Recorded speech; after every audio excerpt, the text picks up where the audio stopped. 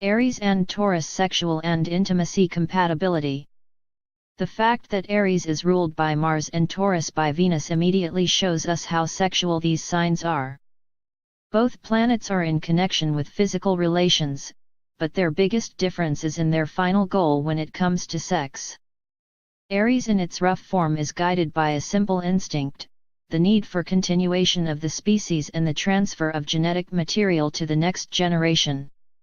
On the other hand, Taurus is all about satisfaction.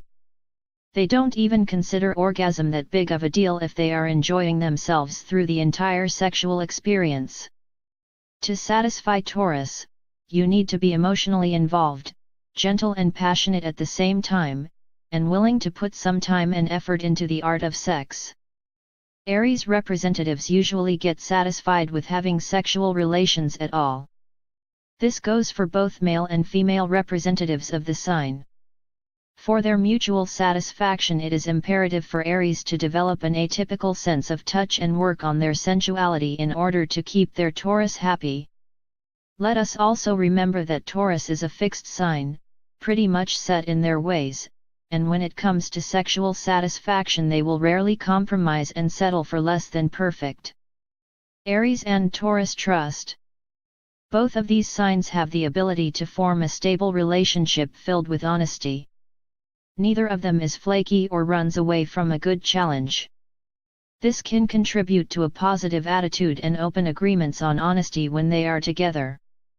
They both have a need to search for their one true love, as Mars and Venus always do.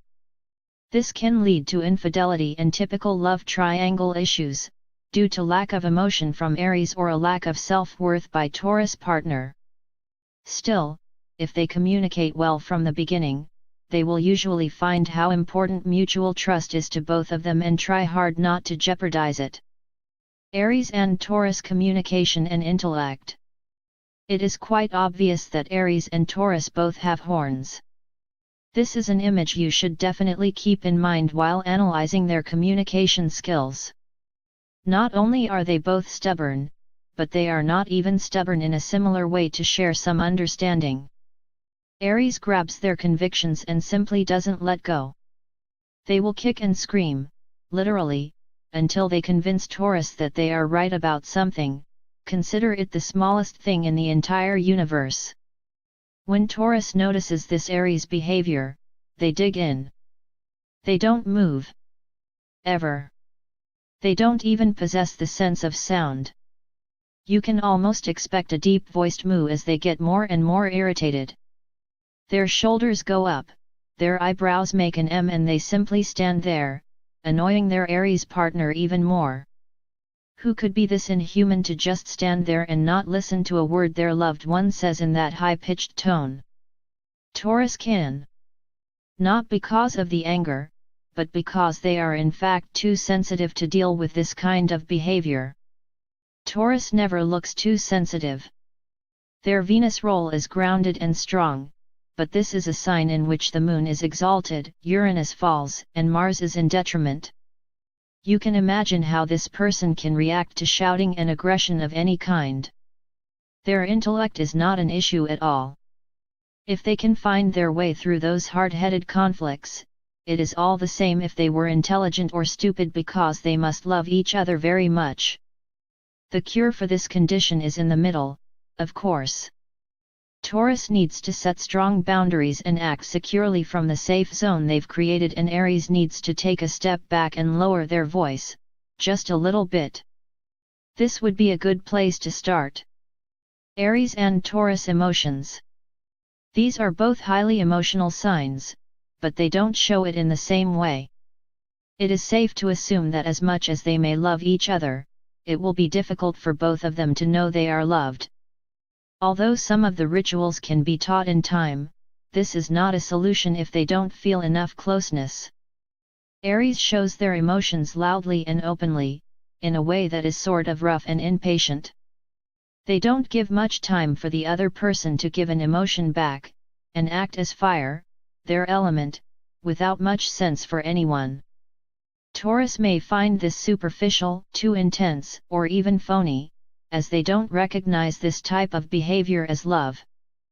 Taurus shows their emotions in a silent, slow process of giving. They will show love through cooking, touching and gentle words. The problem is in the fact that Aries finds this boring, stiff, or even untrue. To make each another feel loved, they will both have to learn to show affection to their partner in a way that differs a lot from their natural one. This can be a small or a large obstacle, and the outcome depends only on their readiness to listen to the needs of their loved one. Aries and Taurus values. This is an area in which they match quite well. Although they seem completely different, their main objectives are pretty much the same. They both value material security, since Aries is ruled by Mars, a planet connected to the fear of existential crisis, and Taurus is an earth sign, material in their core and very inclined to the financial world. They both cherish character and strength, physical and verbal, and need someone who will not disappoint them as the first impression fades. Aries and Taurus shared activities. Aries and Taurus really want completely different things. While Aries is active, ready to run, train and needs to use the energy through any kind of physical activity, Taurus has the need to rest and gather energy almost all the time. Even if they go for coffee together, there is a big chance Aries partner will finish theirs and be bored in about 20 minutes, while Taurus partner would sip their coffee enjoying it, then order some cake.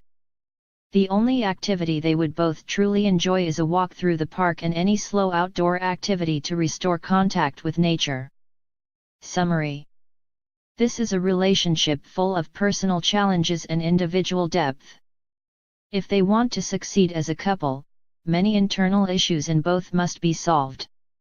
Only if they both accomplish peace in their lives, have just enough education, just enough other relationships and acquired just enough humor, they might be able to put aside their differences and listen to each other well enough.